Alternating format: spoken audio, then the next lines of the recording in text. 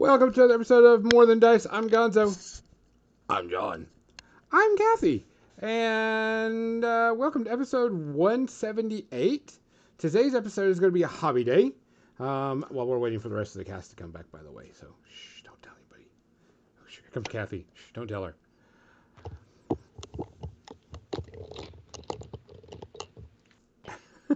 There goes Kathy. We're back, Kathy. Welcome to episode 178. I've already introduced you. Your voice sounded really, really good. I think I nailed your tone just right this time. Oh, I'm sure. I mean, we could always, if we want to, we can always do, this again. I mean, We can that's always true. Bernie you. That's true. I feel like That's we how you need one of change it those over, for each Gonzo. of us. A That would be Bernie. perfect. Yeah, we A each Bernie need for all one of of us. those with the exact same glasses. The exact same Yeah. glasses over all of us. I'm John. I already got you. You're too late. I got your voice spot on too. I mean, people didn't even notice. They were I like, think "Oh, they probably noticed the empty seat. And yes, Legionnaires, an early booze o'clock wasn't a bad idea since Gonzo didn't know how to wait. True. That's true. I couldn't wait. You I know, have to start at Legionnaires 7:00." did warn us, and we were like, blah, blah, blah, blah, blah. I'm just going to keep Gonzo was talking. like, blah, blah, blah, blah, blah. That's fair. And they I enjoyed thought he it. was going to wait for me. No, this man waits for no one. Do you see this? Alex is not disappointed in you. Everybody's always disappointed on me. What are you I talking mean- about?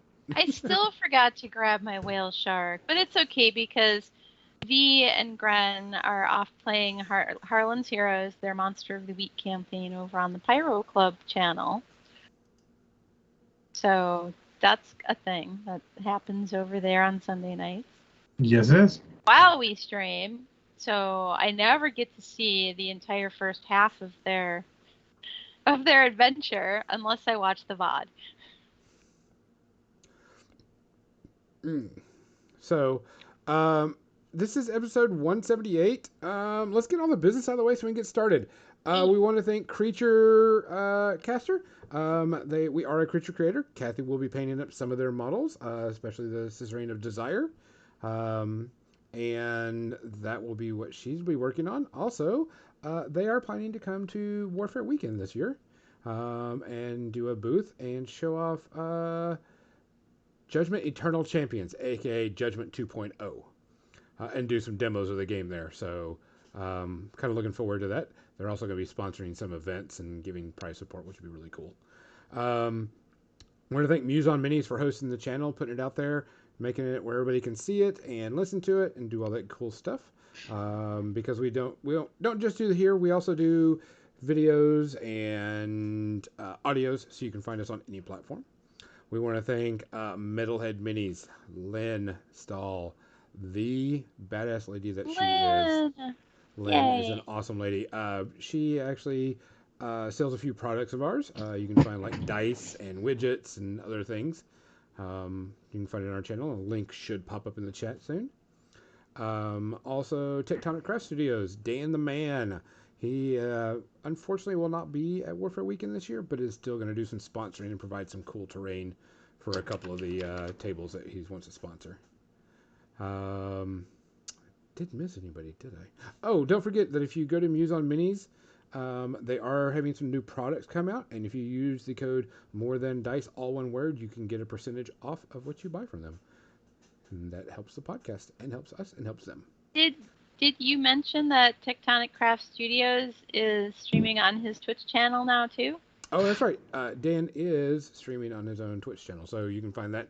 If one of the mods wouldn't mind sending that out, that would be appreciated. Other than that, John, what are you drinking tonight?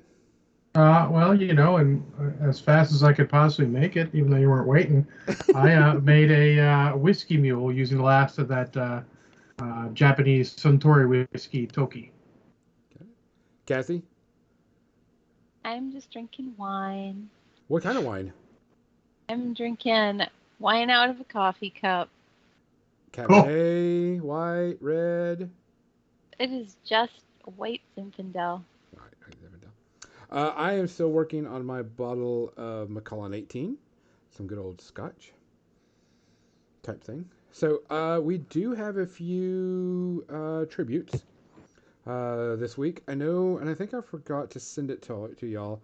Benson from the Night Court. I can't remember his name. I accidentally got rid of it.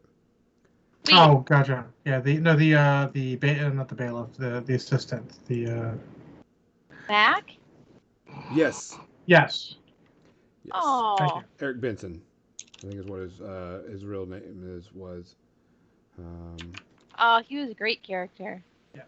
Well, I mean, that was a pretty good sitcom overall. It was good writing all the way around.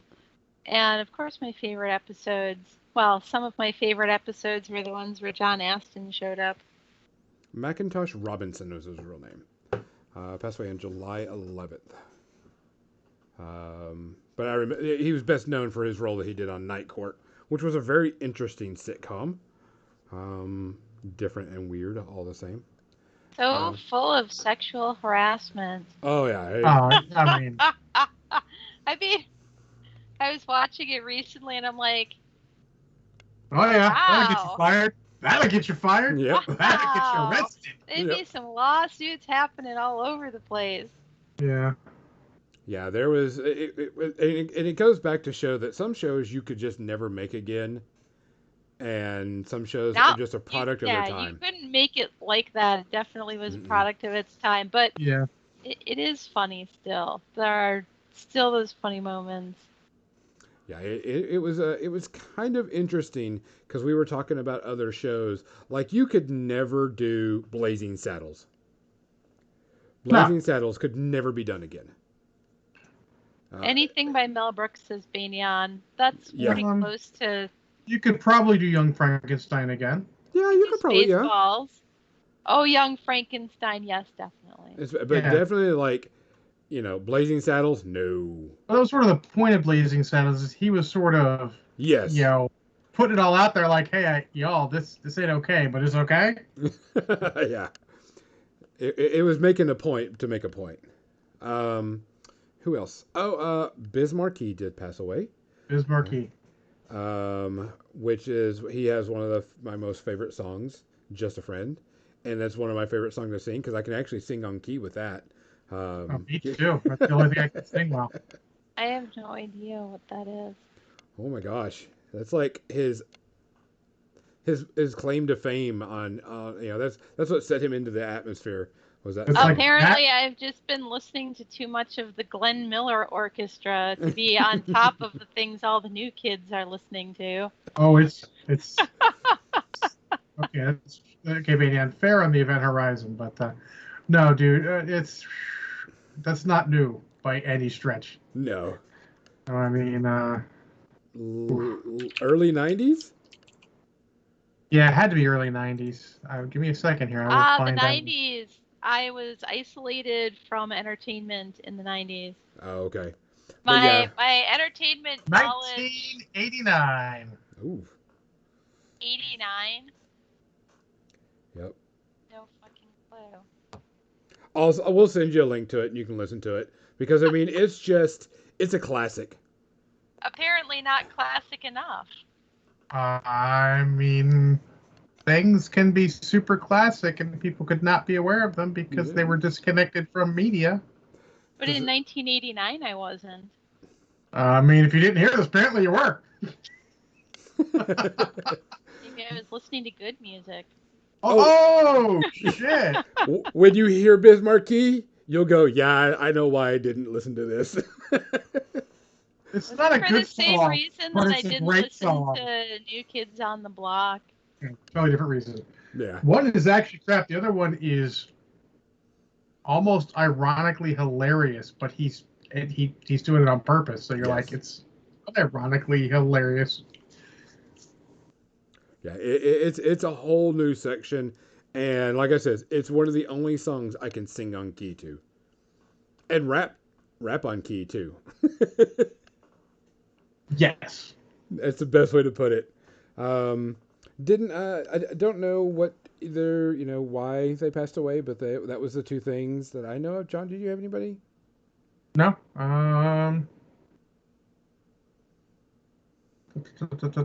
He had suffered a stroke in April 2020 after going into a diabetic coma. Yeah, so he was not in the best of health. Yeah. He's also a big dude, which is, I guess that's a problem for big dudes, Sad. unfortunately. So take care of yourself, everyone. Also, guys, please be careful out there. Still wear your mask. Get your vaccine shot. Make sure that you're taking care of each other. Kind of still separate. There's things going People on. are still stupid, and there's stuff going around, so let's be careful. There is. Just make sure you take care of yourself. There's too much crap going on. Cheers. Cheers. Cheers.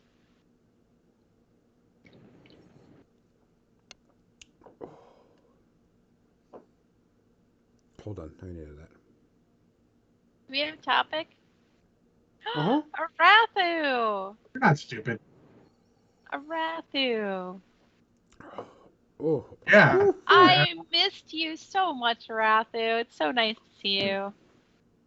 That one kind of Captain Me, is that Gonzo email a topic by any chance? No, she sent me the lettering for y'all. Are you still the king of Norway, Rathu?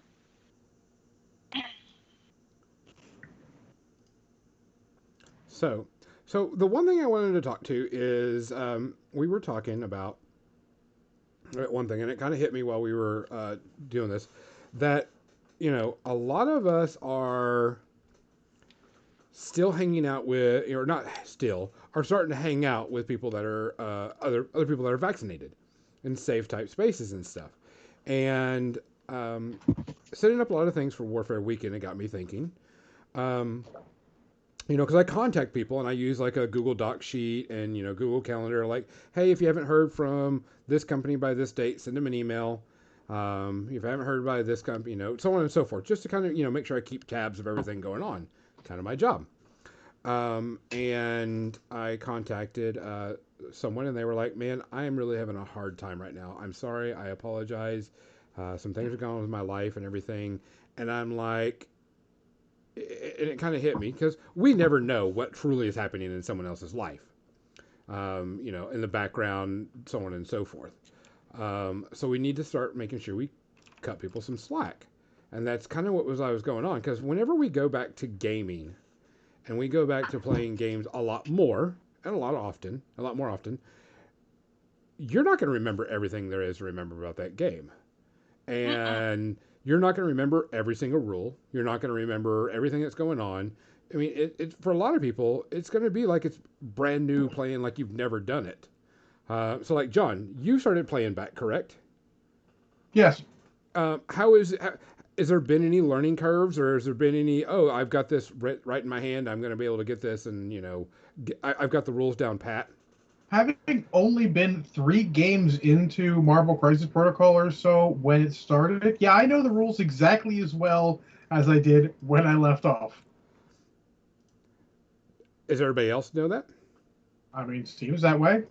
That's interesting. But remember, you were discounting a certain something, that people started playing games remotely, be it on, one of the, was it tabletop simulator? Yeah, tabletop.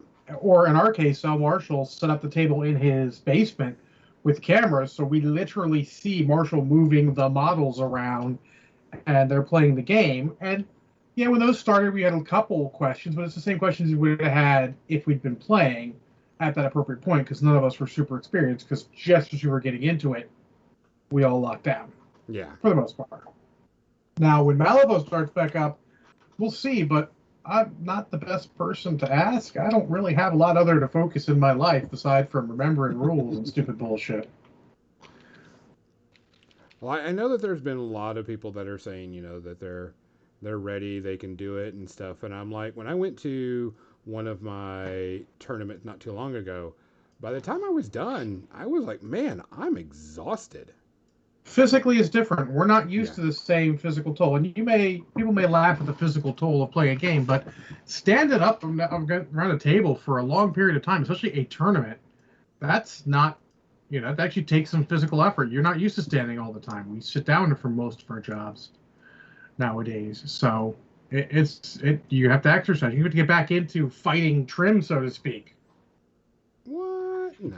I actually did not exercise today because I stayed up too late last night. And I was just so, oh my God, tired this morning.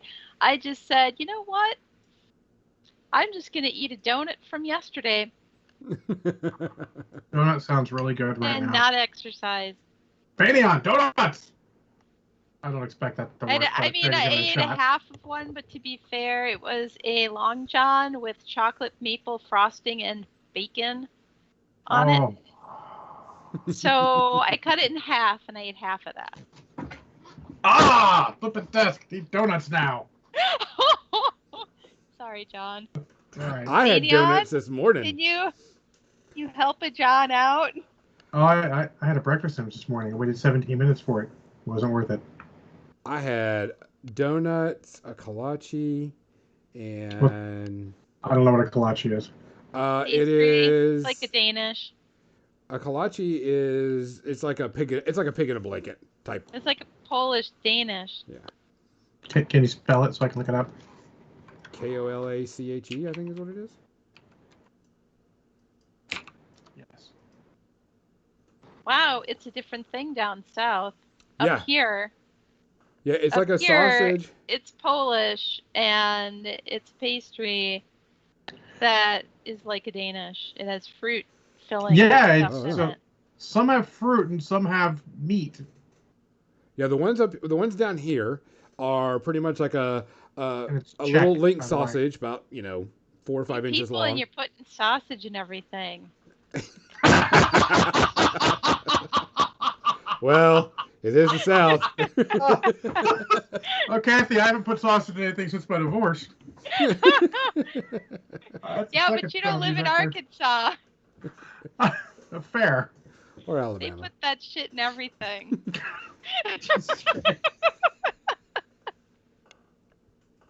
But then you take it and you have like a doughy biscuit around it. This one's going out to Arathu. Yeah, sometimes they have jalapenos on them. I try to keep jalapenos well away from It's myself. like I'm never going to eat a kolachki again.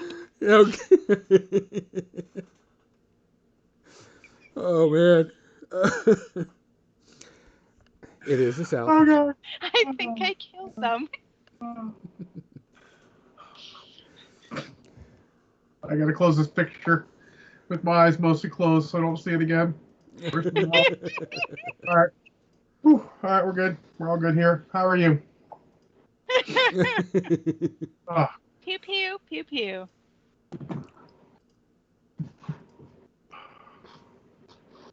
So, but I mean, I had to hydrate. No, not taking that one. Oh, I often have to hydrate to put my sausage and things too. All right, we done? We're good? All right. We're back. But no, I mean, it was just like people are thinking, because, I'm gearing up for Warfare Weekend and trying to get some stuff done. And people are saying, oh, I'll be ready to do 20, 30 games in a day. And I'm like, no, you're not. 20, 30 games in a day. Oh, yeah. There's people that are saying 5, and I am rough at my heyday. 6, and I want people to go away and carry me to dinner. Any more than that, y'all are crazy. Ooh. Crazy. Yeah, it was just that was like, I was like, you don't understand. No, you're not. I mean, I only did, like I said, back when I went to Metagames, I went and did, I think it was 4 games, and it was actually pretty casual and slow, and I was dead at the end of the night. I was like, my legs are jelly, my brain is jelly, all that type of stuff. Booey's here. I mean, honestly, like I remember one tournament, I'm pretty sure it was 5 games, and at the last game, I think one of the reasons I beat Badion for the finals was the fact that it was game 5, and he was like not in the right headspace. I mean, it's at that point it's about endurance more than playing the game, and that's a thing. So Everyone's tired at a tournament, always. is the one advantage card games and board gamers have over miniature gamers. Their tournaments are shorter. Each match is shorter, and they get to sit down. Yeah, if you weren't gonna say that, I was gonna be like, yeah, you'd sit down. Arathi says never done more than 9 standard 2K army size Age of Sigmar games in one day. I choose life. 9. God Lord. 9 is too many. I've done 9 Blood Bowl games in a day, and that was some shit. Oh. I mean, Kathy, I've done Blood Bowl tournaments, and yeah.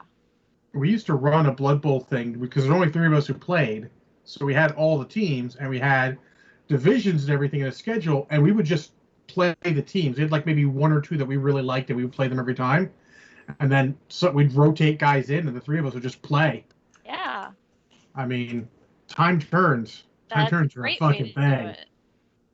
I just posted a link in the channel because this, I guess, let's talk about this for a second, Kathy, because this, I guess, was all about you and your stream. It wasn't my fault. I mean, I was streaming. As usual, like you do. But I didn't say it. Captain Mizzy didn't say it. It was somebody else in the stream. I don't know if Mizzy got a screenshot of that. But, things get said in the chat. That's all I'm saying. So, I guess, of course. Trashorama, of course, Trashorama said it. I did exclaim your name, though, Captain Mizzy. I was like, oh, you have to, yeah. It is a real t-shirt. Worthy. Oh. It is a real t-shirt. I even put Gonzo and put his head straight up on this one so it wouldn't be... I should probably go back and just edit this and put the put the Gonzo upside down. Leave Captain Mizzy's If you want Captain Mizzy to stab you to death, sure. Wearing that shirt, too. That would be poetic justice. That would be poetic justice. I should probably go in there and edit it and put Gonzo upside down. My winky face upside down. It'd be okay? Think we should do that? We cannot be 100% sure that what happens in the chat stays in the chat. We're not Las Vegas. We talk. Yeah. So from what I'm understanding, I'm sitting at home working on some stuff, or I was playing a game, I can't remember, and I get this text over, and it is, I guess you were joking around about turning your camera upside down for a minute. And everything, and like the chat flipped out on you that you were going to do this, and so it came out. Friends don't let friends Gonzo. What did I? I know that you like maybe joked about it or something like that. I did something. I don't even remember. I did something, but it had nothing to do with turning my camera upside down. But yeah, it was. But they said that, I got this message saying this needs to be a t-shirt. Put it on a t-shirt. Do it now. Your paint camera. The paint camera. And so we decided we went ahead and went to Spring and made this t-shirt. You can buy it in all the colors and all the different sizes. So you can have whatever color you want. Of course, I'll probably get the yellow one just to make everybody really, really happy. Yellow is pretty obnoxious color as a t-shirt. Yes, it is. And so we decided we would go ahead and make this t-shirt. The funnier part, Gonzo, is I heard about that in my stream later that day. That's pretty amazing. I did not know that. Yeah, she came by and she told me, and I'm like, that's hilarious. I feel like I need it in hot pink. I wanted to turn Gonzo upside down. I was overruled. And I did try to do Gonzo in yellow, but it looks really bad. You saved your life, right? Yeah. You mean we saved your life? The word Gonzo in yellow did not look good, and it had been, it looked really bad. Trust me. That's because yellow. Yellow's an awesome color. Don't diss me. That's mine. It'll But look it's not really the right bad. kind of yellow. Yellow is a sometimes color. Yellow is an always time color. Negatory. Always. So we did make it, so you can buy it. Portion of those proceeds, of course, will go to the podcast, and we will definitely make it where I can control Kathy's camera and John's camera a bit more. And, Good luck with that. turn them upside down. I think you definitely the best I guy who absolutely has have the friends. power to switch that at will. Yeah. Yes, it's not going to end well for you, Gonzo. But so yes, we did make the T-shirt. I do like it in black and purple. The black and purple versions are really good. Wrathy says yellow and white are the worst colors. Ask any mini painter. Oh, You know, I can paint yellow. I can paint yellow. I have painted Imperial Fist plenty. I chose light, but I can still paint yellow. But yeah. I usually take and paint yellow with an airbrush. If I'm doing like an all over color, like you said, the Imperial Fist, I'll airbrush that shit. Because hand painting yellow to me is hard as hell. I don't airbrush. I don't airbrush. Yeah, You're also the paint it. goddess of painting, so I mean, Oh. you work magic. When I paint yellow, it looks like boogers are sticking to it because it clumps so bad and it's so hard. That's the second time that your boogers or snot has come up today. Well, it is Gonzo. I just find it odd. Just saying. I'm not saying. I'm just saying. You've always cried after what, Arathu? Painting yellow. Painting yellow. I found out that just airbrushing yellow is the best thing. I can't do it. Gonzo is moistening the brush with his. He doesn't lick the brush. He just sticks it in his nose. Gets a little bit of snot. Maybe that's your problem, Gonzo. That's I don't know what it is. I mean, yellow. I mean, you have to really, really thin down yellow. I mean, honestly, because whatever it's made, however they make it. Gonzo. Start with brown. Well, I'm just saying, it goes on. I mean, it's very, and it dries really quickly, like white. White dries out really quickly. If you're not putting it on a palette or anything. So. Have you tried watering down your paints? They'll work too. Which, talking about new paints, did y'all see that there's a new paint set coming out? I did post it. I did post it on our Facebook page. Which I don't check our Facebook page. What are you, crazy? Yeah. You mean we check our Facebook page? We have a Facebook page? No, we don't have a Facebook page. I know that my buddy Ferg Polo, who's also a subscriber, actually just got Monument paints, and he is singing their praises. Well, I guess Duncan Rhodes is making his own paint line. Oh, yeah, I saw that. I saw that on Twitter. I'm interested. I'm interested. So I am not part of the cult of Duncan Rhodes because I didn't really care about GW during that time. I mean, he seems like a fun dude, and I'm happy that people like him, but it's just another guy making another paint line. Do we need another paint line? Not really. We do, but it needs to be oil paint. So for those people that like to use oil paints. So when are we doing the More Than Dice oil paint line? We are not doing the More Than Dice oil paint line. I didn't say that we need a paint line, but we as a general populace of miniature painters. Be the change you want to see. We need a miniature oil paint line. Irons are in the fire. It's going to be interesting. Of course, they've got a big name behind it, but I mean, is it going to be, like someone said, is it going to be super expensive? Is it going to be comparative? What's the paint line going to be at? It is going to be in dropper bottles. Great. That's great. I think only 2 companies are stupid enough to keep doing stuff out of dropper bottles. Yeah. Is it going to be good? Well, we won't know until we get our hands on it. I will probably pick up like a core set if they have a core set or something, just so we can test it and see. I mean, I'll try some. I use a little bit of everything anyways, but it'll be interesting to see. I did see that, and I was like, I want to test those out. New paint lines don't get me excited because honestly, obviously doing fine enough with the current paint line. I mean, I do want to try some of the whoever's doing their own version of the contrast paints. It's just I don't use contrast paints that much anyways, so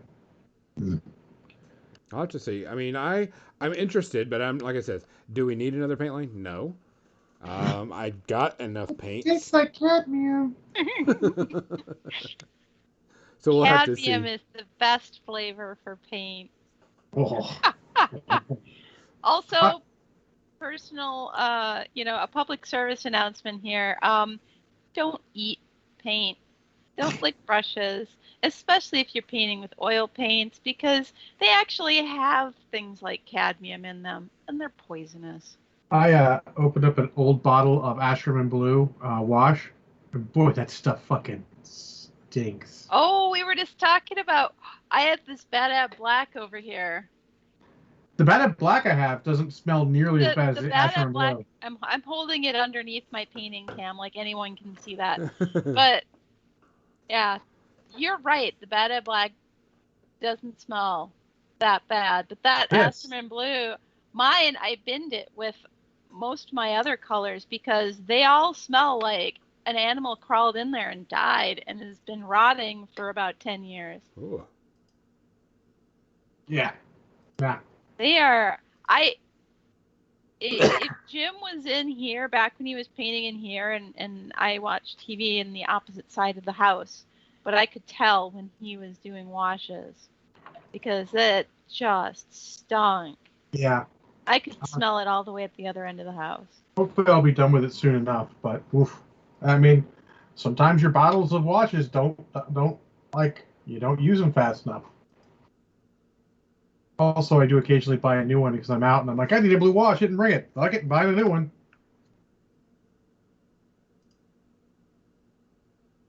Ah. Trying to Wow. make the t-shirts and it messed up.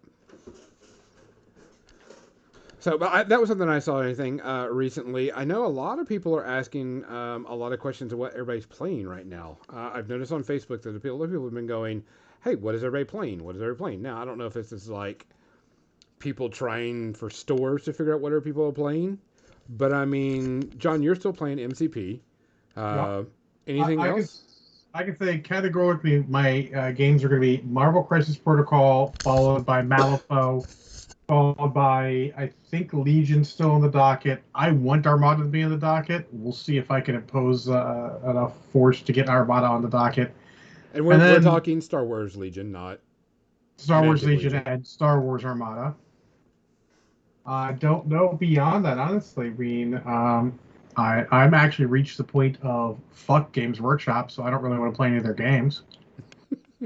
Like they continually shit the bed on every limited release. And is everything being limited now? No, but it's like a set of the Orc release. Yeah. Sure, I'll be able to get everything in that box later, but it's a good deal and all. And they have a queue, and someone's like, I got in the queue right on time. When I finally got through the queue, there were none left. They don't have any limits. It immediately goes up on fucking eBay and shit. I'm not going to support a company that is being willfully an ass like that. Do you think that they might be doing that just because they're, I'm going to preface this real quick. There is a plastic shortage out right now. Do you think that they may be doing it because of that? Or they could be doing it. I don't care why they're doing it. Oh, okay. They're doing it. It is a terrible practice. I will not support their fucking company. So whatever the reason is, they've lost someone who used to spend money on it and actually not play the game, which was extra funny. But look, no desire to play Age of Sigmar. I could get a Dominion box right now. The source I was going to use has them in. No, I don't care anymore. I had an individual come to me, and they were wanting to talk about games to play, and of course, 40K and Age of Sigmar is always coming up, and they says, "Well, isn't Age of Sigmar a new edition coming up?" I'm like, "Yeah," and they're like, "Can you describe how the game is played?" And they just wanted kind of a basic thing, and I got to the double turn thing, and they went, "Nope, done." They were like, I don't think I could do that. Yeah, that's just stupid. Yeah, well, it's a rule that's still in there just to appeal to the competitive players because it is a very competitive rule. People like it affects how they play. I don't care. They shit on that Curse City was going to be a great release, and then it was impossible to get. My buddy Petey's like, oh hey, I'm staring at a copy of Curse City. I want one. I'm like, no, I don't actually care anymore.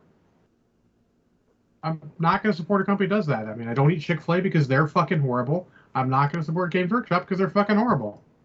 I'm going to start phasing out their paints when I can. That's going to be harder, but, you buy what you have to buy from, a hobby standpoint, but no more of their games. They're done. If someone comes up and goes, man, I'm really looking for Death Watch. Oh, I got Death Watch for you, son. Good deal. Get it out of here. Someone comes up saying any of the pretty much any of the armies I have. Good deal. Here you go. I just not going to support a company that's being shit. Yeah, there's too many companies out there actually making quality products and having good practices to support one that does shit. I mean, I'm kind of curious because, okay, so whenever I was playing Sylvaneth, I wanted the character that was, the winged character, but you could only get him in that one box set, and I didn't need to buy all that stuff. And so I was just waiting for just that one character to come out. Never did. So I'm kind of curious. Which is surprising because most of those they actually did end up putting out separately. Yeah, and that's kind of what kind of threw me off. I'm kind of curious of why they're limiting it, and maybe they're being extra cautious or whatever reason. But it's GW. You wouldn't think that they would, really need to. No, they went through a period where they had changed all their practices and they were being a good company again, and now they're getting record profits. Oh, of course. And it's gone to their fucking head again, and it's the circle of life. I mean, they can go fuck themselves now. We just said, so I guess that question about Kill Team is a no now. I'm like, yeah, I'm not interested anymore. Was going to be interested. Small scale, that's our jam. Looks good. Because we're not, let's be honest, most of my crew is not interested in playing a game as large scale as 40K or Age of Sigmar anymore. Why, when in the time it takes for you to paint one army, you could paint 4 armies for smaller games. That was something else that came up with this person too, is they were kind of wondering other games, and I was, they questioned that, and then I was like, well, what are you really looking for? Are you looking to paint something 40K, size, marble size, War Machine Horde size, what are you looking for? And it's coming down where people want more games that are, and I don't want to say smaller, but fewer models. Yeah, like literally Legion is probably the most models I want in an army anymore. Is there also it takes less time to play factor in this? I was going to segue to that after we talked about model count, but yes, on some. I mean, well, it ties into it. Yeah. I was going to go into that. Was going to be my next part because that was another question because they didn't want to play a game that lasted 4 hours. They're like, yeah, I want to play a couple of hours. Unless we're doing, something outrageous, like, hey, let's bring every fucking model we have and just go hog wild. They were like, a standard game. I want a standard game to last about 2 hours. That's kind of my limit. And I think that also goes back to what, we came in, that playing games for like 4 hours at a time is going to be hard for people. Yeah. Okay, so go back to model count and everything, because you were doing that. But like I said, Blood was talking about, there are times when you're like, hey, I'm going to bring like 5,000 points worth of Space Marine. You bring 5,000 points worth of Space Marine. Let's make it all day. We'll order pizza and beer and, Yeah, those can be fun. Yes. Yeah, so, Kathy may know him. Brendan, one of my buddies from XGW buddies from the Chicago area, he was in Chicago for a while, was like, hey, tell me some of your favorite moments of wargaming and all. And me and a buddy who moved to Texas played the Battle of Orcs Drift rather than Rorke's Drift. That was in an old White Dwarf. I want to say like 161 or something stupid like that. It was an old White Dwarf. And it was Praetorians versus Orcs. And we had rules. And we played that. And it was the most fucking fun I've ever had playing 40K. Cool scenarios, that stuff that's missing from certain games nowadays, especially some of the ones that are so focused on competitive, that those cool scenarios, we just put it out there, we just played what we had, like, oh, we don't have this, we'll use this instead, yeah, that's fine, cool, whatever. And it was a great time for both of us. It didn't matter who won really because it was just a great fun time. Well, but those are very far and few between. You don't see that often. But if you're going to go to Yes. your local game store or a convention, there's a set of rules. We're going to be playing, okay, 2,000 points, 75 points, 10 model, whatever type thing. Mm-hmm. And I think a lot of people are going to come down to, I want to play smaller models, quicker games. Well, think about it. I mean, if you look at if 40K and Age of Sigmar are the highest levels of number of models, the next level down is War Machine of Hordes, and then to a lesser extent, Legion. And how many models do you have in a Legion army? Really? Let's be honest. How many models could you have? It's about equivalent to War Machine and Hordes, roughly. 50, same, about a 50 max. Yeah, not bad. Yeah. So. But the thing is the one thing that's easier about Legion is you've got the quick squadron movement. You've got quick measurements. It's quick and Oh yeah, you move one model, and I mean, so you may not have played 40K much, Gonzo, but let me tell you, when you play 40K, especially orcs, you moved a handful of models and just piled the rest in the back. Yeah, that's just sort of how that. Yeah. It didn't you move matter. Your front view, and then you just. Yeah, and you go to the point of, like, let me know if anyone looks like they went too far. Like, I'd literally be like, all right, here's the squad leader, here's the front line real quick, here's the special weapons, and and he's like, yeah, that's fine. Yeah. So, Legionnaire brings up a good point right now that, like, Warhammer Underworlds is quick and easy. The board is easy. There isn't a company that builds a game like that. What? Which game is that? Actually, Privateer Press. It's called Riot Quest, and apparently it's a fucking hoot. It's a great game to play. It's a lot of fun. It's just the opposite on the spectrum, because Warhammer Underworlds is sold as competitive. Yes. And Riot Quest is not. No, it's silly fun stuff. Another I feel game. Like Arathu makes a good point. You need a set of rules to be competitive. As a competitive setting needs to be strict on the rules as they are put to the test all the time as players are looking for what's broken. If you want to casual it down a bit, nothing stops you as long as all the players agree on it. And I feel like just saying something is a beer and pretzels game because you're too lazy to do that is not a good way to be making games. So, I disagree with Arathu, and I have a good reason. Because the majority of us play people in a local game store. There are no house rules in local game stores. You can't come in and start going, oh, we play like this where I'm at. How do you play where you're at? You're adding extra time to a game that already takes too much time. Yeah, and I think we need to separate that and make sure that I think you're actually agreeing with him right there. No, you said the rules be competitive. You don't. You actually want it to be set to lower than competitive, because the competitive players are the least amount of people playing the game. But you want it to be a set of rules that people can follow without making house rules, where the game is still competitive, and they house rules it down into beer and pretzels and funsies. To a point. Well, no, not really, actually, because you look at Privateer Press did that. It's the worst thing. Absolutely the worst thing. They don't have anything besides their competitive play, and it's not good because of that. No one decides to do that. If you come in and go... There has to be, like, some middle ground between Privateer Press's, hard-ass tournament player rules and lazy beer and pretzels game development.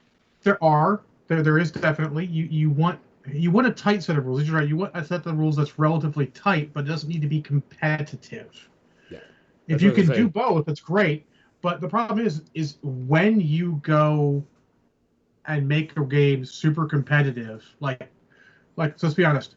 Technically speaking, War Machine of Hordes is not a complete set of rules. You literally cannot play an actual real game out of the book. There are no scenarios. There's no idea how to fucking set up. What do you do? He doesn't fucking tell you because they didn't bother doing that. It's an incomplete set of rules. You can't have that. That is the wrong.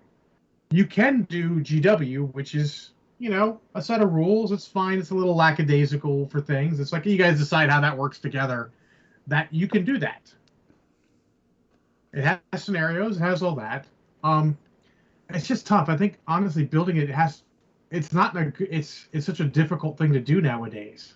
Yeah. So Helgi says that X-wing is nice for that spot. It is and it isn't. It is perfectly fine because you can play X-wing out of the box. Mm-hmm. Because it's just beat them up.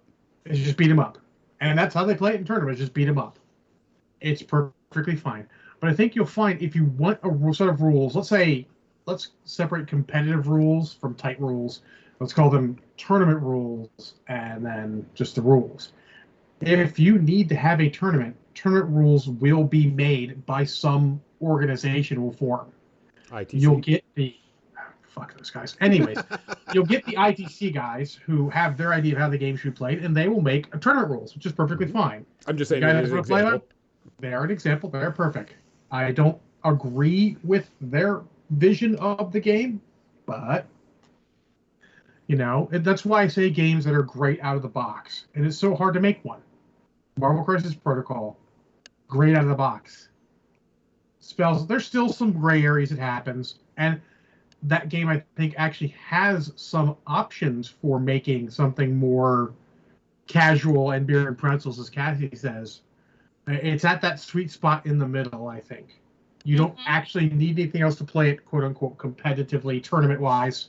You can play a tournament with the rules out of the book, but you might add extra rules because it gets a little weird. You may say that technically speaking, Malifaux is kind of there, but it's next level below because you technically want the.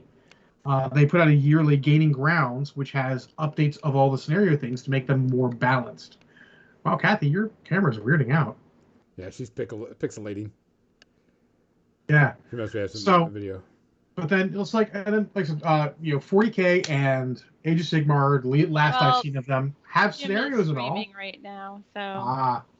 You're competing for broadband. Just go down there and kick them. So I guess maybe technically Arthur's not necessarily wrong. It's more of, let's word it right. You need a tight set of rules. You need to be able to play it, but you want that ability. You want in your book to show the fun scenarios. You should always have a fun scenario to show people how it's done. Best example is X-Wing, a game that does not seem like it helps scenarios. The X-Wing rulebook that came out with the first set had scenarios. Every big set had a new scenario in it, and me and El Marshall played that one Saturday, and it was a fucking hoot. It was great. Like some of them were like, "Holy shit, that's really weird. Holy shit, that was cool. Holy shit, that was one-sided and not that out well." But they were quick. They were easy. That's a game I could play 9 games of in a day. But it's just such a weird place to be. And I think that's what's going to hurt games more than anything. And what I need to see from a game is, how is it out of the box? I'm off topic? No.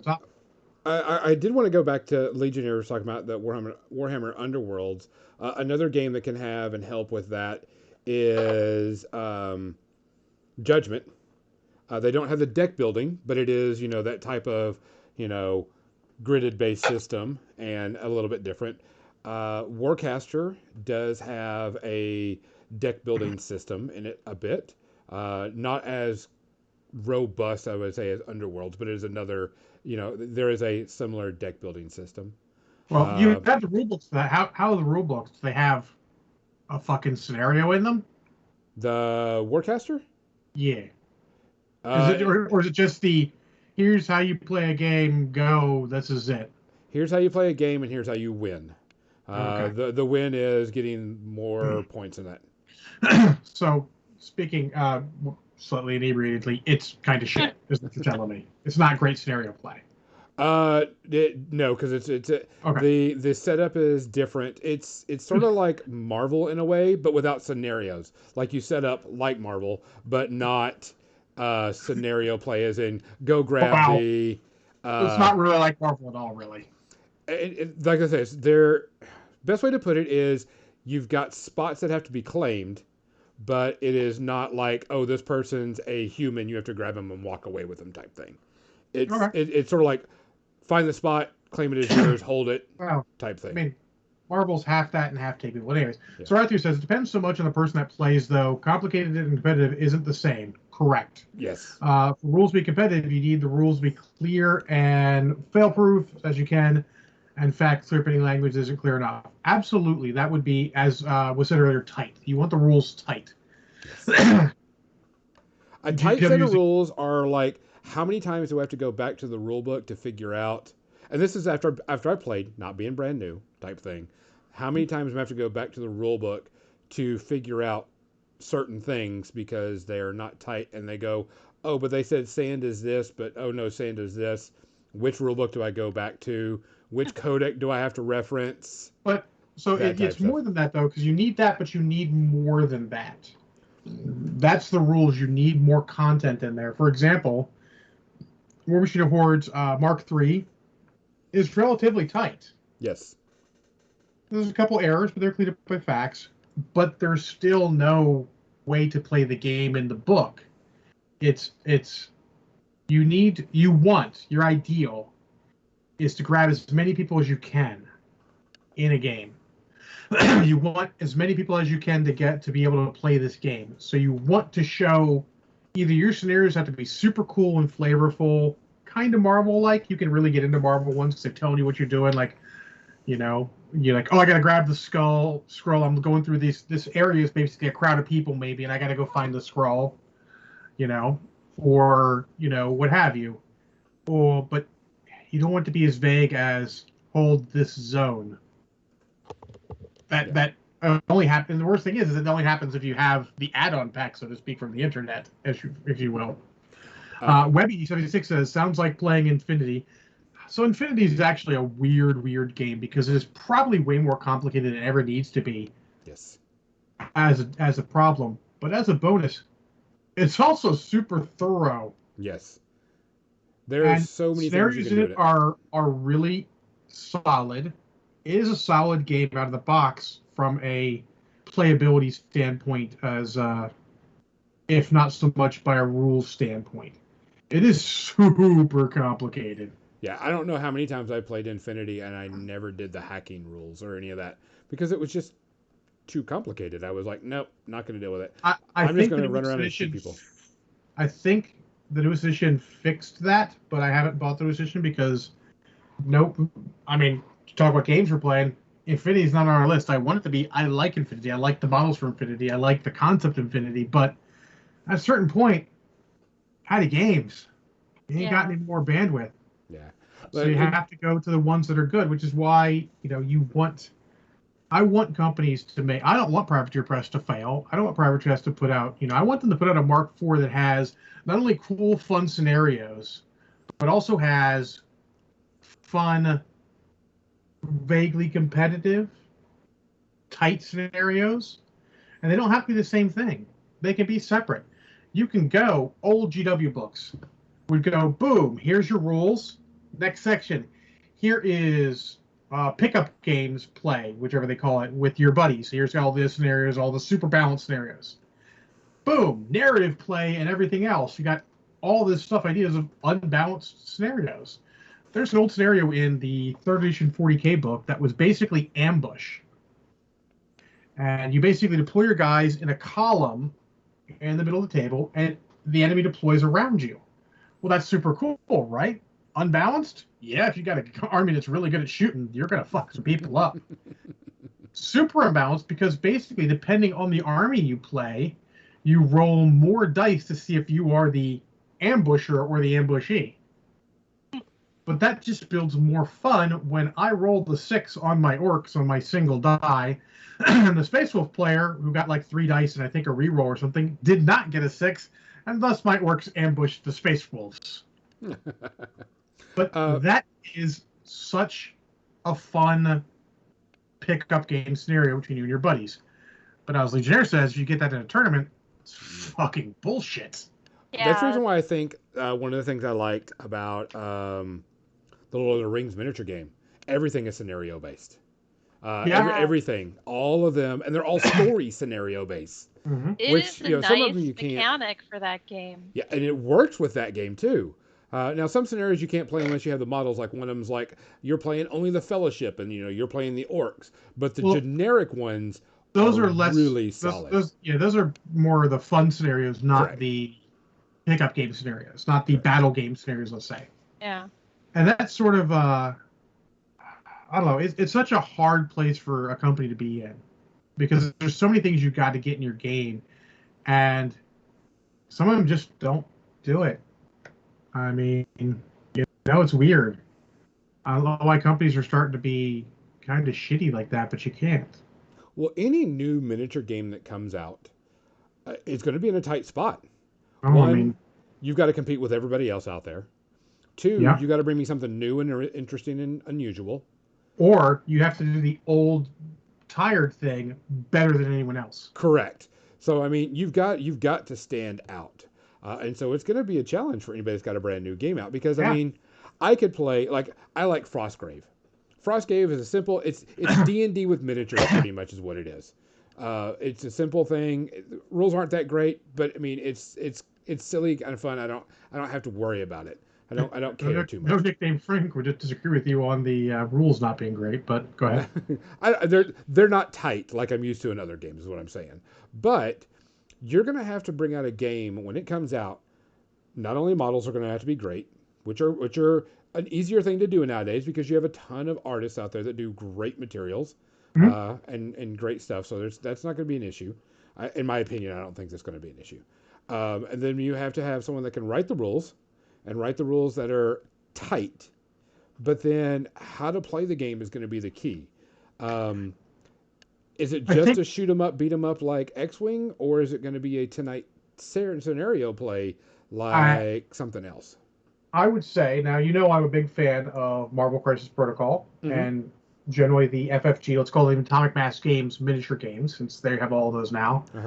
But I feel the biggest mistake they make is not having a printed rule book. Like, yes, it means you can't use or change your rules, but in a printed rule book, you can have, even if it's smaller, the old GW style, where you have all that shit in there. I look at the 5th or 6th edition fantasy rulebook for the pocket rule books were fantastic. I had the pocket one, the super huge fantasy one, that not only had all the basic scenarios and all, in the back it had those campaign rules, like the simple campaign rules, where it's like you get this to play with out of your army, and then as you take more things, you might get more points, you might be able to take another wizard or any of these things, and it was great. You get content out of them. You get being able to play fun scenarios that are out of the normal, and that's something that's missing from games. It's all, I mean, they're sort of aiming at, how people are. We're a lot of people who live alone, don't play at home, they play in the game store. You want those quick structured games. That's how you can play at the game store. But I think they're doing a disservice to everyone else by not having the cool scenarios. Now, the guys at Atomic Mass did do the All Is Metal Ultron scenario, where Ultron goes from threat 4 to threat fuck your life, and everyone fights against him. That's super cool, and I think more companies need to do that. Leverage the web, scenarios, leverage an actual rule book, being able to have extra content. You don't have to come with it right away. Like if Atomic Mass said, "Oh, hey, we didn't come up with a rule book right away, but we're going to come out with one. We've got this extra content for it." People will buy that shit. They want that. I want to see the unbalanced games. I want to see the super cool scenarios where, you're fighting against incredible odds. That's super fun. That is what we're missing in wargaming today. It's become too standardized, competitive. Let's make sure we have an even battle for the store, for you're playing the guys at the store. And we want different. I want, Brad's like, I want to play, all the bad guys, and you have a handful of heroes, and let's see how good you could do. That'd be great. I'm in. But it's so hard for working professionals to make those kind of rules for themselves. The game companies could definitely do that. And releasing on the web is problematic because it's a lot of time investment for web release.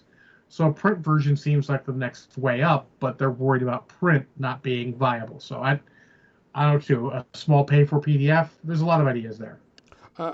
Bowie made a good point that there is something about holding a book and reading over the new rules. There Yes. is there is that fulfillment besides looking at a PDF and scrolling on a PDF. Don't get me wrong, I understand the reason why. I mean, books cost a ton of money, and you don't know if they're going to sell or not. PDF, you're one and done, and everybody can have it. I understand it from that point of view. But yeah, there is something to say about getting that new rule book and spending 3 or 4 hours reading over it, and oh, cool, fluff, and you read over fluff and Yes. stuff like that. So Arato also has a good one. I think GW did a good call there, making a base rules for Age of Sigmar in one rulebook, but then having a separate rulebook for competitive play that they can update once a year, so supplement is needed for semi-balanced competitive scene is easily kept up to date. Absolutely. It's sort of what Malifaux. Malifaux has rules. The rulebook is the rulebook. They'll, of course, have a queue. But then, if you want the scenarios, they put out the Gaining Grounds every year, and then maybe they put out a card pack, or you order the card pack from DriveThruRPG or Card Vault, and you get the pack with the new cards, and you play those scenarios when you're playing quote unquote competitively. I think there's a lot of things there. I think that there's a lot of. I think if the game companies just get their heads out of their asses and look at what the other guys are doing, I think they could find that there's a lot of good they could be doing by crossing over with what some of their guys are doing. And it's okay if you start doing a similar thing to them, because theoretically your IP is distinctly different and people like it for what it is, not just for the gameplay. Well, and like I said, it's anybody coming out, we're in a whole different change. A lot of people don't want to spend 4 hours playing a game anymore. No. A lot of people is like 2 hours is their max, type thing. Got to take a break, or sooner, depending on what the game is. Not saying there shouldn't be games for people Correct. who want that 4-hour, 5-hour strategy marathon. Correct. Mm-hmm. Well, but also, as if you have the time or the inclination, you should look at, if you come up with an idea for a cool scenario, start writing down notes.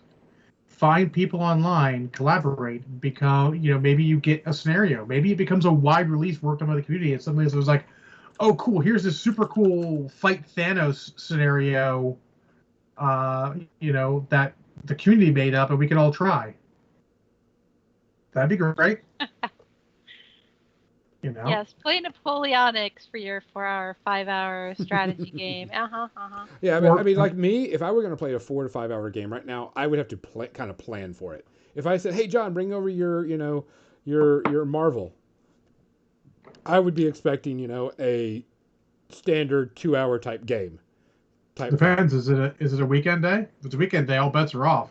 Yeah, but as long as I get through that period I have, Sundays are a little more problematic, obviously, streaming in the morning and evenings. But like Saturday, I go to Marshall's. If Marshall's like, all right, we're gonna play this marathon game, I'm like, all right, let's fucking go. Yeah, but I think I would have to say, hey, John, what kind of games were we playing? We playing marathon where you bring all the bad guys and I bring all the good guys and we all beat each other out, or are we playing like standard? Well, that becomes sort of the unsaid social thing. If Marshall says, hey guys, come over, show up at 10, I'm showing up at 10. If he's like, all right, we're gonna do this giant thing, he's probably warned us. But if not, like, if we don't need to bring anything, he just pops on us, that's cool. All right, let's go. We're all there mostly for the duration. We communicate well, and I think most people would communicate well about that stuff. But sometimes you have your expectations in the group. You know what's expected. Yeah. If I go to a game with Dave on Friday night, I'm expecting 2-hour game at the game store, and then we're gonna go to dinner. If I play Banyan during the on a Sunday, I expect a 2-hour game, maybe 3 hours, just because we're fucking around a little bit, and then on with my life. But you have to know that. You have to know how your group is, and you do. Well, it is time for media section. Let's go and switch over to that. You're still on Green Acres. Why is that so? I love Green Acres. I don't understand that. Green Acres is awesome. Green Acres is an amazing soundtrack. No, buoy. Right at the game store now costs $10 each, which is fine. And it's not cost $10. It's $10 that I get in credit to use the store. It's not a big deal. So, Our local store did that. You have to play in the back room. You have to basically get a $10 credit chip, which you can use for goods. So it's not like a big deal. Yeah. It's not like space is free. More dice? What? More dice, I'll get that More model I was games, looking at. more Yeah, models. that's fine. Yeah, you know you're going to be spending money there anyways. So Yeah. eventually, if you save up that store credit from Friday night to Friday night, you get a sweet board game if I'm that's not. what you're into. Yeah, we're not sure if you can bank the chits or not. That's sort of what we've got some questions we're going to put in there. Oh, Beery says no. So it's No? $10 you're going to spend that night. Okay, interesting. Yeah, I mean, it's what it is. It might be too hard to keep track of it. I don't know. In any case, we'll look into it. We'll see how it is. I mean, it's not like when Dave and I go and play, we don't generally buy something anyways. Oh yeah, Baney on drink and snacks for sure. You could spend that on just drinking snacks for the evening. Oh, the chips can be saved, but the day you play, you have to pay. That's fine. That's fine. Saving the chits, that's no worries. Yeah, it's all good. It is no big deal. But honestly, Bowie, as you know, well, I mean, if you want to play a game, we play at Marshall's a lot. We play here a lot. It's no worries. We'll get games in. We're no longer at the. I mean, actually, I guess even when I had the apartment, we could play there. But anyways, we're not at the. We all have small places we can't play at or anything. So it's all good. Anyways, media section. I didn't watch yet besides Loki. Besides Loki, I watched Loki. Finished Loki. Kathy has not watched Loki yet. I have not watched Loki. So I'll have to wait on that. I did watch a couple of things. Kathy, did you watch anything? Hold on. I did. I'm shocked that Gonzo watched things. I'm a little more shocked Kathy watched things, actually. So I got like 1, 2, 3, and Loki. Type thing. What's your first one? Let's go with one that I was like kind of hesitant to watch, and I forced a couple of people to watch it with me because I'd seen the original, and one person had never seen the original, and then one person had seen the original. And I was like, if I'm going to suffer, I'm going to suffer with a bunch of people. And I watched Coming to America. Oh, yeah? Yeah, the Coming to America Part 2 type thing. And, of course, Captain Moon's like, thanks, Gonzo. It is the sequel to the original, all with the same cast, all the same people. That was a very interesting movie. I would not say it sucked, Bowie. It did not suck. But it goes back to the thing of why are we making a sequel of something that was done back in, 80 something or other, besides getting in the cash cow. That is the new thing. Yeah. You make the sequel to the thing way back when. Yes. It's a nostalgia trip for the which is fine if it is done well. Yeah. It was not done well. I will tell you this right now. It was okay. They rehashed a ton of jokes, rehashed a ton of things. It was nothing really new. It was nice to see them dressed up as the different characters because in the original, that was the cool thing of that show, that movie, is them dressing up and being different the characters and so on and so forth. And you had sexual chocolate. It was something new and it was interesting to see. Whether it was your taste or not, it's a different thing.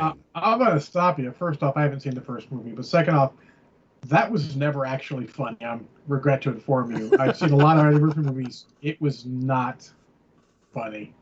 Yeah. Like once in a while they would do it. Like Mel Brooks would do that shit. It was funny. But when Eddie Murphy started doing it, it was like towards the nadir of his career, and he was no longer funny. It is. The original was at the end of it, and wasn't bad. They did do a lot of callbacks in this, like even the Mortimers from Trading Places. There was a callback from them. Yeah. Yes. Well, yeah. They've been calling them back for a bunch of stuff. Yeah. There was a callback for. We're back.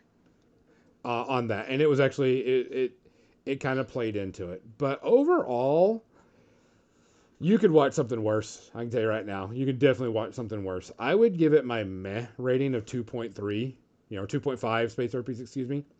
2.5 space herpes. We're getting really specific space herpes now. I ate 3/10 of a space herpes for this movie. It was just there. It had a couple of hee moments, but nothing really good. But it was a ton of let's just call back on the original and try to beat this joke into the ground type thing. And I was definitely not impressed. So it's a I've seen modern worse, comedy. and I've Right? actually seen worse this week. That's And good. and I was not impressed. Should you watch it? Nah, skip it. It's a skip. Like I said, it's a meh. I do the suffering for my viewers, so they know what they should and shouldn't watch. This is definitely a pass. So don't do it. Kathy? So, yesterday I went and visited my friend Jen, who I haven't seen in over a year. And as we always do when we get together, we sit on the couch, we eat bad food, we watch TV. And she and her husband have been watching a show that I have never heard of because I don't have HBO, their streaming channel. Or what is it, HBO Plus? Mm-hmm. HBO Max. Max. Yeah. Yeah, whatever. Plus Max, whatever. Because yeah. it's HBO and Cinemax because they're owned by the same company. Yeah, I get, yeah. It all makes sense now. It does. So, You're welcome. I was introduced to this show called Legendary. And totally not a superhero show. Wow. It's a hell of a gonzo reaction. Oh my god, it was amazing. Yes. I don't know if anybody listening to this would necessarily be interested in it. It's not the normal sort of thing that we talk about that we're watching. Of course, most of my stuff is usually weird in this context. But this is something, if I had seen this show when I was younger and I used to go out dancing a lot, I would have learned so many things and it would have been even more fun. But this show, Legendary, is about the phenomena of ballroom and voguing. And it's like this whole other subculture of people who I'll just read about it from the wiki. It's an American voguing reality competition. I don't usually watch reality shows. TV series exploring the world of ball culture. It premiered in 2020. Can we ask them to worry about the phrasing on that? The series follows LGBT house members, predominantly from 8 houses, as they navigate through 9 balls, which is like dances, that kind of ball. I'm with you there. Dancing, voguing, and walking events, with a grand prize of like $100,000 for the winning house at the end.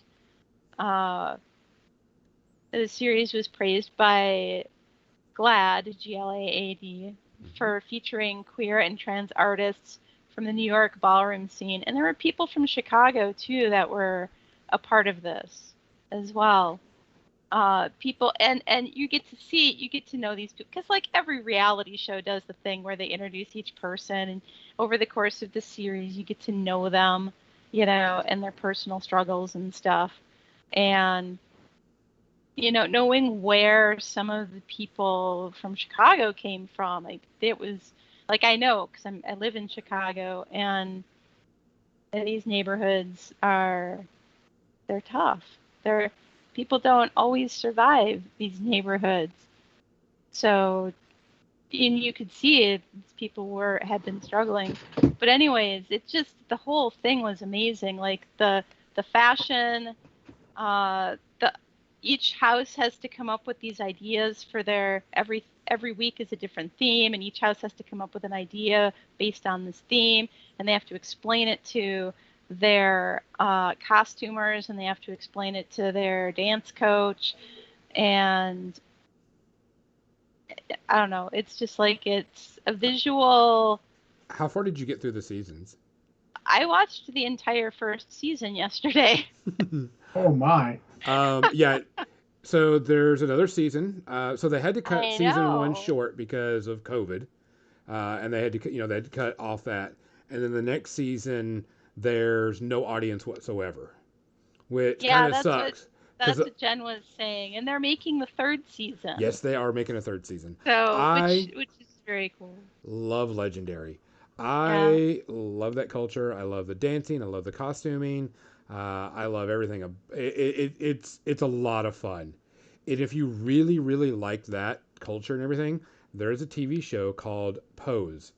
It's on Netflix. I think season 1 through 3, and season 4 just finished.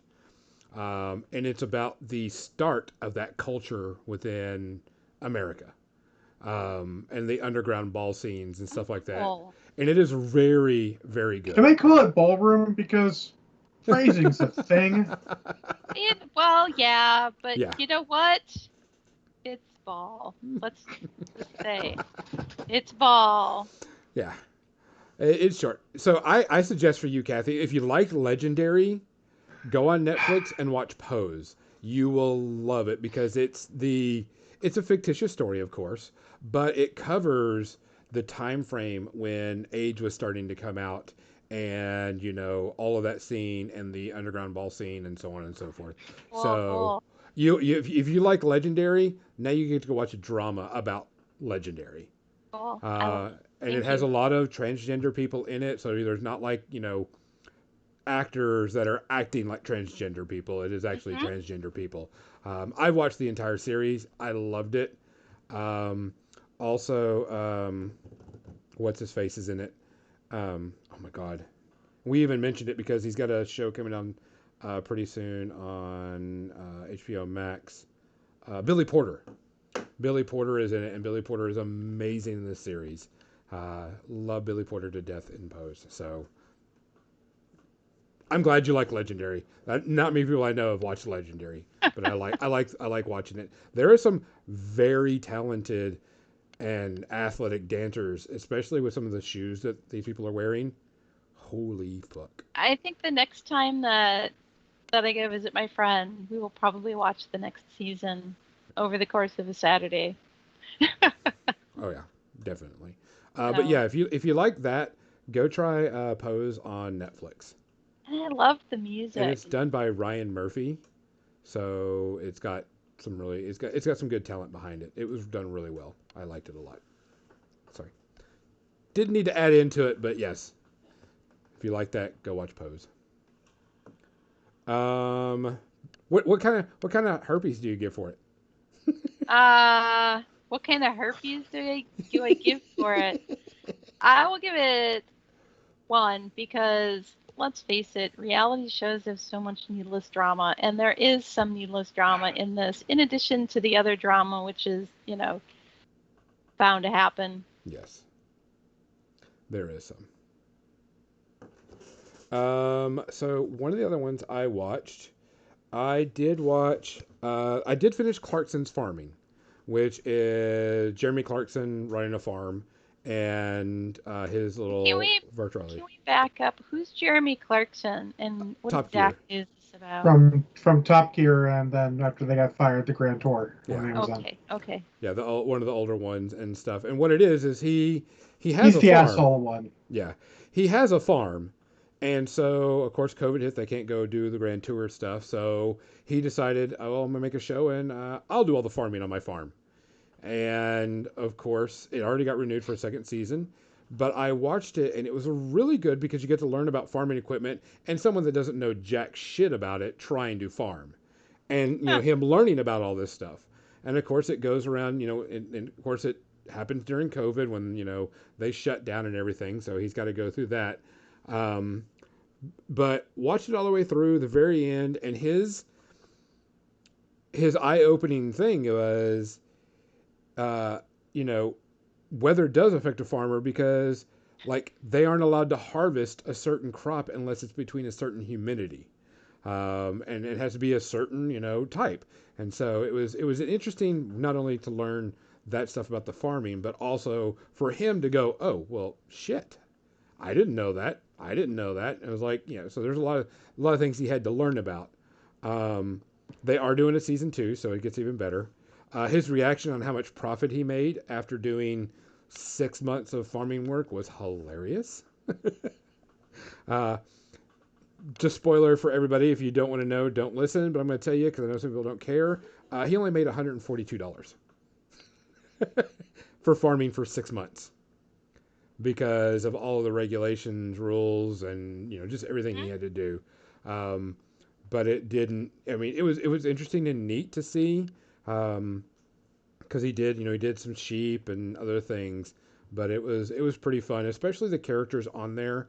Like one of the characters, you can't understand a damn word he is saying because of his accent, and Jeremy Clarkson can't understand anything he's saying either.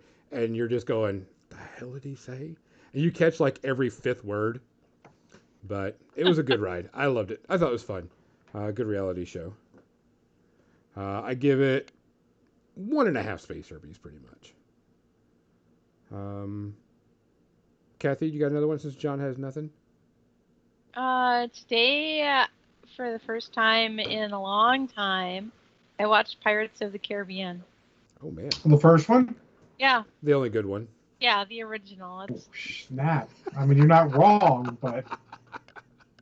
I did like the one with the Davy Jones. I'm waiting for Mizzy to come in and beat me up. It's not good. But then I also haven't seen that in since. I mean, the second and third ones weren't terrible. It was just they weren't great. No, they weren't great. They're so far below the level of the first one because the first one just hits on all cylinders. Yeah, it's a movie came out and you're like, well, fucking hey, this is great. So much fun, such an adventure. Yes. Every character, every part of it. You were invested in what happened to everybody. Absolutely. Even the Commodore. Yeah. The third is your favorite Captain Mizzy. Wow. She must be drunk, so we'll just ignore that comment. I don't even remember. Which one's the third one? Is that the one with Davy Jones? I mean, he's in the second and third one. Oh, okay. I don't think I ever saw the third one. I saw the third one. I just... My interest went, oh, that was cool. Let's watch the second one. Oh, the second one was... It was a movie. It was okay. Let's watch the third one. That's about where I went, maybe. That's why I didn't see the third one. There's a fourth one and a fifth one. I have not seen either. I have standards. They're low. I have other things that I need to watch. At the end of the day, other old movies I need to watch. I'd just rather watch the first one again. So watchable. Yeah. The first one is, and everything's really, really, really good in it. The characters are interesting. The sword fighting's good. The lines are good, but the rest of them, nah. I'm not going to say that the first is a perfect movie, but it's fucking close. I cannot think of too much that I would change. For a movie based off a ride at Disney, that's fucking amazing. Mm-hmm. Yeah. I don't know. I'd have to rewatch all of them again to really give them a good rating. I think, Helgi, you could probably watch all three and enjoy them. I don't recall any of them being actually bad. I just don't think they were great. And Mizzy, it's fine if you love them. It's okay. This is art. Art is completely subjective. If anyone tells you that a movie is objectively bad, they're either talking about cats or they're just being stupid.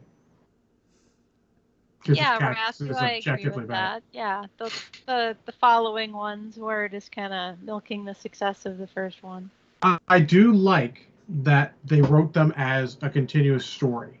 So it wasn't like a second one, let's see what we do with the third one. No, it was second one leads into the third one. I like that. I like when they do that, but is what it is. Yeah, I could watch Pirates of the Caribbean. Like, I could go downstairs and watch it right now. I totally read what you just wrote as cats. King of the Impossible. That's so wrong. That's what he was going for. I hope. So wrong.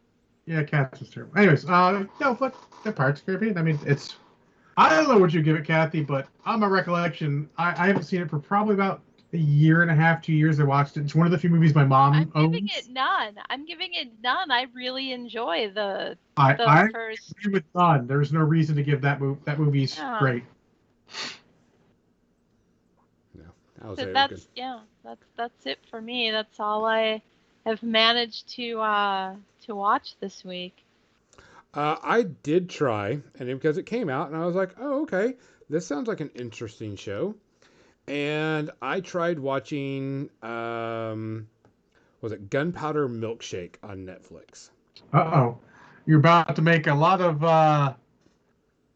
my type of people upset because I have heard nothing but good about that movie. I could not make it 30 minutes before I had to shut it off because I was so fucking blown out of my mind that this thing bored the shit out of me.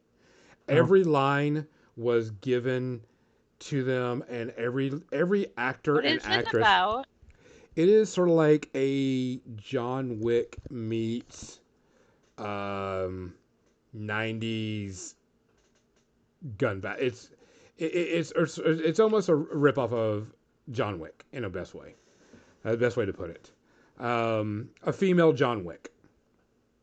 I started watching it. I was like, okay, this looks kind of neat, from the trailers and everything. I put it in. I could not stand the acting. It is so stiff. It is so rigid. There is like no emotion. To me, I literally, I could not get past 30 minutes of it. I was like, this has to go. This is horrible. I was so appalled by it. I'm gonna have to watch it now. Yeah. I'm getting distinct vibes of a certain other movie that he hates that I didn't hate. No. Uh-huh. I could not stand. I'm gonna have to watch it now too. Oh, it's I on couldn't Netflix, Kathy. stand- Let's watch it and report back next week. Yeah. I couldn't stand the acting. Everything was so rigid. It was all over the place. It couldn't flow very well. The beginning and then the credit scene to start the movie and then starting up the movie, it just really, it irked me to watch it. I was like, hell no. I was disturbed by it. This was just so bad. And it has some great actors and actresses in it too, which was, really weird. I don't know. So Gonzo, one of the guys I follow on Twitter is one of the writers of the first Doctor Strange movie, and he loved it. He's been a movie reviewer and all that. And the movies that he suggests watching and that his fans suggest watching to give you the same vibe of it, it's just suggests that I would like it too, because they're suggesting Hotel Artemis, which I saw and I enjoyed. A little slow at points. Yeah. Kill Bill Volume 1. Nobody, which I haven't seen, but it's supposed to be good. Smoking Aces, which I also very much like. Yeah, I'm with you on that. Gross Point Blank and Yep. Long Kiss Goodnight. Like, if those are all similar movies, I'm going to like this. No, they're not. But I'll tell you one thing. I still haven't seen any of the John Wick movies, so I can't judge it by that. I might have the first one on DVD in addition to Blu-ray. I might have to get a care package and send that to you. Because I don't need 2 copies. I bought the first 3 movies. Kathy, I think you will like John Wick. John Wick was such a breath of fresh air to action movies. It's one of those things I've been meaning to watch, like so many other things. What was it? I was watching clips of Jason Bourne. I was watching Bourne trilogy clips. And the first thing I thought is, when I watch the movies, those clips are awesome because you're invested. But as a clip, just disconnected from the movie, I was just like, this action is fucking terrible, shaky cam, you could barely tell what's going on. And then I watched John Wick clips, and they're so crisp and clear, you can see what's going on. It's just done so much better. They don't resort to blurring things to make lazy decisions in details. Yes. Oh, yeah. So, what were we talking about? Gunpowder Milkshake. Gonzo hates it. I'm sure he's gave it like 4.5. Yes.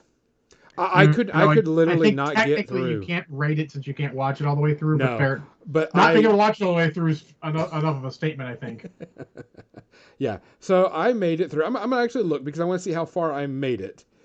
Because I was watching it and I was like, The acting is just bad. Everything about it, the line delivery is just poor beyond belief.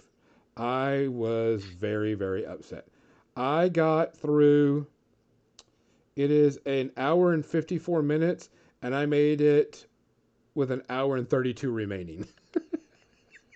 So around 30 minutes is pretty much, it's got to be wrong. I got about 30 minutes into it, and I had to stop it. It just, it's off a little bit there from going on my phone. It acting is horrible. The lines are horrible. The premise, I get it. It's been hashed over numerous times. I was like, no. I'm gonna have to joke, and I'm going to say that I think I'm definitely getting Ready Player One vibes from this. I'm gonna watch it. Ready Player One vibes had good scenes in it that I get and I understand. I don't got 30 minutes into a movie that's like all the similar movies are very slow to start. So I couldn't get past the acting. Literally, the acting annoyed the crap out of me. I'm gonna have to say that's probably you. Well, Kathy and I will watch it and we'll report back next week. Good. I did watch. Just so you know, I did watch the Tomorrow War. It was an okay movie. It wasn't that's bad. What I hear. Yeah. It was fine. It wasn't bad. Oh, I do have a media thing to talk about, Gonzo. Oh. For a pre-media thing. My cousin John actually just got his first book published. I just threw a link in there. If you're interested in sci-fi, read the description. Maybe you'll like to check it out. Maybe not. It's all good either way. I just want to put it out there to help my cousin. I will be reading it starting Tuesday when it releases. I have the Kindle version already set up. I don't know what it's about aside from sci-fi and all, and what's the blurb there, but I'm interested. So if you're interested in that, give it a shot. I'll be talking about it probably next week, maybe the week after, depending on how far I get. I don't read as much as I used to. Other than that, guys, that's our show. Already? Loki final episode. One space herpy. Yeah. We're gonna do a full spoiler. One space herpy. Someday. Once Kathy finishes, so she won't be.